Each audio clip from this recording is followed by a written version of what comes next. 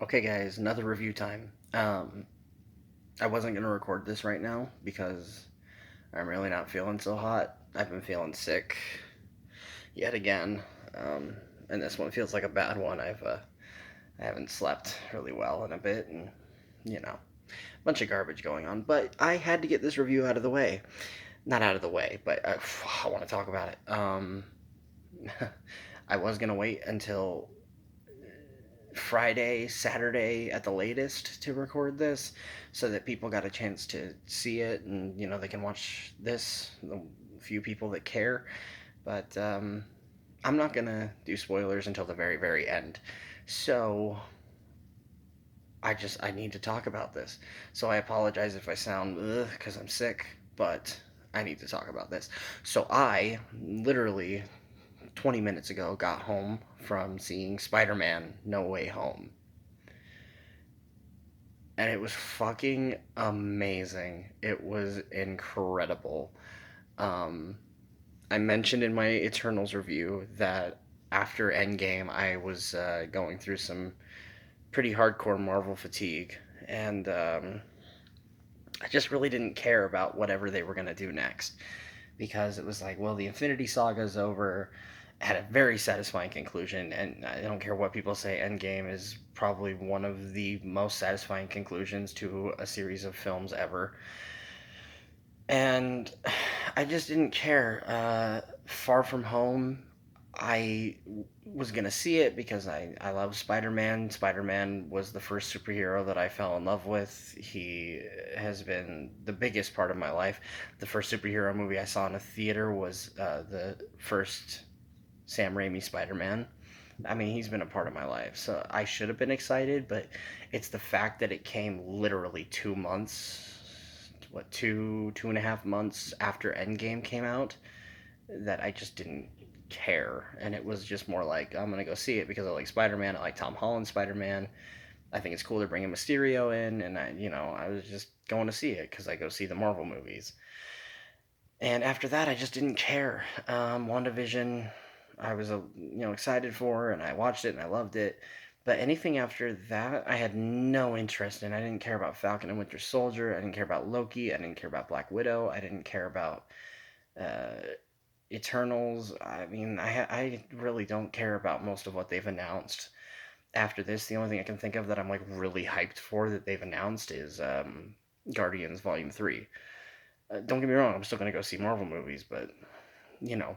But the only movie within all of that I was hyped for was No Way Home because I knew, like anyone else did, that they were going to introduce multiverse stuff. And, I was like, oh, cool, we're going to go into the multiverse. So it's like, let's see how well they handle this. And depending on how well they do that, will, base the rest of my excitement for wherever Marvel goes from here. Because let's be real here, while nothing has flopped or anything, and fans still like what has come out. I mean, Eternals is bad, and thank God most people share that sentiment. But for the most part, Marvel fans are still there, even post Endgame. So it's like, okay, nothing's been bad, but it's like Spider Man was the only thing that was like, this is it for me. This is Endgame level hype. Really, for me, it is just because of what a big deal Spider Man is to me. Um, so as it's gotten closer, and I've seen the other Marvel movies coming out, it's just like those have been so disappointing, except for Shang-Chi, which was just fine. Um, this is the only one that like I'm gonna see this opening night. I have to. It's great. Blah. And as time went on, we got the first trailer, and it was like, oh crap, Alfred Molina, Doc Ock. And then the second trailer came out, and it revealed just enough more. And it was just like the hype was so real. It was just like, I can't wait for this. I think I mentioned in my Eternals review, I saw the second trailer for No Way Home while I was in line waiting to get my ticket for Eternals. And after watching that trailer, I knew I really wasn't going to give a shit about Eternals because all I could be thinking about was Spider Man.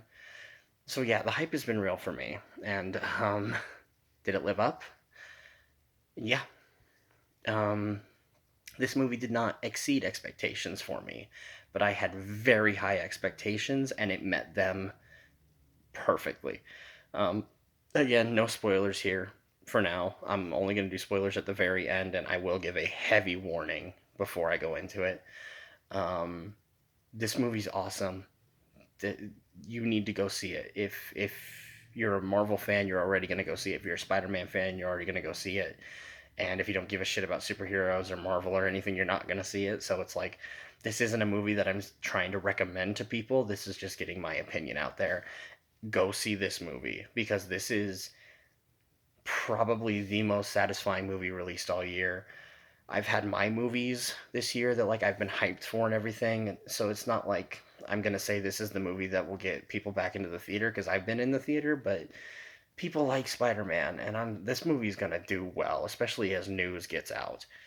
Um, people because it's been getting high praise nonstop. Everything I've seen is high praise. I've seen one review where it was like it's too bloated and it's too cartoonish and nothing hits emotionally or all the action scenes are boring and it's like I can tell you don't like I read the review and the person obviously doesn't like Marvel movies so it's like why do I care what you have to say but this movie first of all this isn't a spoiler we pick up right where Far From Home ended um, so spoilers for Far From Home you've seen it but Mysterio reveals that Peter Parker is Spider-Man. So we pick up right there. We don't get a time to settle in. We don't. It's like you better have watched this movie. You better know where we're at by the time that movie ends, because here we fucking go. And it's like, oh yes, like that. That's all. I didn't want build up to anything. It was just like I want this. And this movie runs, at, I think, 2 hours 38 minutes.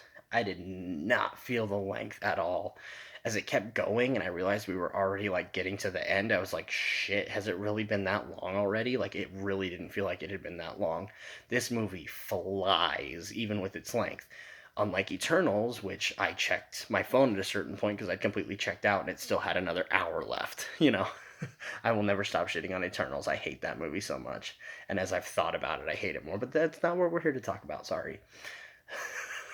um, yeah, I really want to go into spoilers, but I'm gonna save it because I want to say a few things. Everybody's still on their A game here. Tom Holland is still a great Spider-Man and a great Peter Parker. I've always said that he's the best of both, and people can hold me to that. I don't care if Toby's your favorite or if Andrew's your favorite or whatever. I've always thought that Tom got Peter Parker and Spider-Man down perfectly. Like that's how I've always read him when I've read comics and stuff. Well, when he's that age at least. Because I've read, old grizzled Spider Man comics, obviously, and stuff. So, grizzled. I don't fucking know. I'm tired and I'm like, my heart's racing because, like, my hype is so real. Because it was. I will be seeing this movie again the first chance I get. I have to work, obviously, but as soon as I have another day off, I am going to see this movie again. And I will probably see it a few times because it's awesome. Um, yeah, everyone's great. Tom and Zendaya have great chemistry still, and I really like building their relationship more in this one. Jacob Batalon as Ned is still hilarious. I've always loved him. I've always thought he's been a great addition to this series. He's never really had a dull moment for me. He's always made me laugh, and it's just great. Seeing all of my really childhood and teenagehood villains returning with Doc Ock, Green Goblin, Sandman, Electro, Lizard, all of them.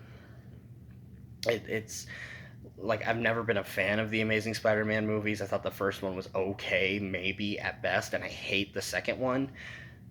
So it's like I didn't really feel much with Jamie Foxx coming back as Electro, but it was still cool to see him. And the Lizard has never been a favorite villain of mine, but I like the actor who plays him. I can't remember how to pronounce his name, so I'm not even going to try, but I like that actor, and he was good for what he got. I don't really think it's his fault that the villain is as forgettable as it is, but Thomas Hayden Church coming back is awesome because I can't remember the last time I've seen him in a movie, and I've always thought he's a pretty good actor, so it was nice to see him as a character I know, too, because I remember when I was a kid and Spider-Man 3 came out and they're like, yeah, Flint Marko killed Uncle Ben, and it was like, oh shit, and the whole one plot point of Spider-Man 3 The Sam Raimi Spider-Man 3 is Toby Spider-Man trying to hunt down the guy that killed Uncle Ben. So it's like that was a big part of my childhood. It blew my mind and everything. So seeing Thomas Hayden Church come back was great. And then the two, obviously, I want to talk about Alfred Molina as Doc Ock. Still got it. He's Alfred Molina is. I'm not gonna say he's underrated because he is well loved, but he's such an amazing actor, and he's always been my Doc Ock. He's always who I think of when I think of Doc Ock, and knowing he was coming back just kicked up the nostalgic child in me so bad. And Willem Dafoe is one of my favorite actors of today. I don't think he's ever given a single bad performance. His performances are always just a just I'm not going to say they're always masterpieces, but they're never average. They're like he takes it that extra step to make it exceptional. And him coming back as Green Goblin, yeah, he's still got it. He hams up the cheese when he needs to. He he's got it, and it's like you can tell that this is a character that Willem cares about, even though he hasn't played him in 20 years. So it's just like seeing all them come back. I was a kid again. I was a kid with my grandparents watching the first Sam Raimi Spider-Man movie in a theater for the first time. Like I feel like 25-year-old me didn't exist anymore, and I went back in time to 2002 when I first saw the original Spider-Man movie. Like that's just what this movie did to me. Seeing all them come back, seeing how they still got it, seeing it's awesome. Um, Marissa Tomei as Aunt May is still awesome. She's one of my favorite Aunt Mays. Um, her and the actress from the original Sam Raimi trilogy. I wasn't really a fan of Sally Field as Aunt May, but I don't think it's her fault. I think it's the movie's fault. Um, the voice actress that voices Aunt May in the most recent Spider-Man PS4 video game is amazing. Like she actually made me care about Aunt May a lot more than I've ever had. So it's like yeah, Marissa Tomei still got it. Jon Favreau, I will always dog on him for making the shitty Lion King remake, but I love Jon Favreau because, let's face it, we have the MCU because he made Iron Man. So it's like I'll always love Jon Favreau even through his mess ups. Yeah, this cast is just perfect. Um, and obviously Benedict Cumberbatch. We all love Doctor Strange. If you don't love Doctor Strange, I'm sorry, but we all love Doctor Strange, and he's great in this. He's kind of a little more comedic than he has ever been in this one, and strangely enough, it worked for me. Get it? See what I did there? um, but yeah, it worked for me. He's in it just enough. He really doesn't overstay his welcome at all. Um, one thing I was worried about with this was that Doctor Strange was going to become like the next mentor for Peter, the next Tony Stark. Because one complaint I've had with these movies is that Peter feels like he never stands on his own. You got Homecoming with Tony, and I mean, like, okay, obviously he does stand on his own, but it doesn't just let it be a Spider-Man movie. So you got Homecoming with that, and Far From Home, you've got like Nick Fury with him. In the first half, you got Mysterio, and it's just like this movie, even though his friends are there and Doctor Strange, this really feels like I'm getting it mixed up. Tobey Maguire is my favorite Spider-Man. Maybe I don't know, but I always think Toby, and when I mean Tom. Um, I've been talking about Tobey Maguire a lot and Sam Raimi movies. I love those movies. I just rewatched them, but Tom really does stand on his own here, and it just it's so good. It's so good. This movie just lived up to everything I wanted it to be, and I wish I could say much more, but again, my expectations were so high that it's like I don't think that it could have done better. Um, yeah, I I love this movie. Go see it. You're not gonna regret it unless you're not a Marvel fan. Then don't go see it because obviously we don't want you there. Um, yeah, I can't really say much else without spoiling it. All I can do is give this movie my highest praise. It's not perfect by any means. I definitely have problems with it, even just on a first watch, but it's still awesome. So I think I'm going to end non-spoilery bits here and jump into spoilers so I can talk about that for a bit before my time runs out. Um, so yeah, I will leave it at that. I'm going to jump into heavy spoilers here. Do not watch this next section of the video unless you don't care about spoilers or you've already seen the movie. I'm telling you, pause it right now, go watch the movie, then you can come back and watch this second part. But I will leave you with my rating. Right now, I've been thinking about it, and I'm gonna give Spider-Man No Way Home an 8 out of 10. Could go up to a 9. It's definitely not a 10. I don't really see it going up to a 9. It could easily go down to a 7. I don't see it going down to a 6. So I'll leave you with that, and I'm going to jump into heavy spoilers here now. So pause if you haven't seen it, or, if you have or you don't care. Let's go. Spoiler review. I was right. Everyone was right. Tobey Maguire and Andrew Garfield are in this movie. Everyone who has a brain knew they were in it. The second that they announced that they were bringing back Alfred Molina, Willem Dafoe, all those villains from those series, everybody knew Toby and Tom. Toby and Andrew are in it. Everybody knew. And I kept seeing comments online saying guys are going to be so disappointed when they're not in it. And it's like, did you see the trailer? Like, their villains are in it. You don't cast the villains from those series and not bring back the Spider-Man. It's so dumb. But they're in it. Sorry, people who said they wouldn't be. Sorry to shit on your parade and say, oh, this movie's going to flop when they're not in it. Sorry, they're in it. Yeah, seeing them come back was amazing. The scene that they come back in is such great build-up because it's like I expected it to be this big grand reveal of them coming, and it's a quiet dialogue scene where they caught me off guard because I just wasn't thinking about it. Again, I'm in spoilers, so if you've already gotten spoiled, so if you're this far, sorry, I gave you a warning. But this scene comes right after Aunt May dies. And you're at the low point of the movie, and Ned and MJ haven't heard from Peter, and they're worried about him. So Ned has got the sling ring from Doctor Strange, and he's trying to figure out how to find Peter. So he's opening portals, and then you see Spider-Man down an alleyway. And when that happened, I was like, well, he's shrouded in darkness, so it wouldn't be Tom.